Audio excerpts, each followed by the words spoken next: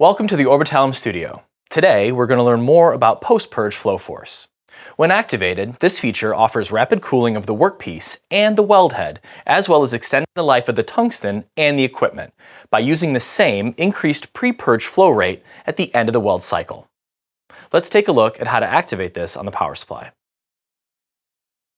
In the post-purge section of the weld procedure, turn flow force on by moving the toggle switch. And notice that a new value appears for flow force time. In the post-purge, the flow force time can be equal to the total purge time as there is no chamber disruption. However, we can reduce the total time because we are still flowing at the higher pre-purge flow rate. Simply change the post-purge time to 15 seconds, and the flow force time will change automatically. Once you're finished, press Quick Save and select Yes to save these values to the program.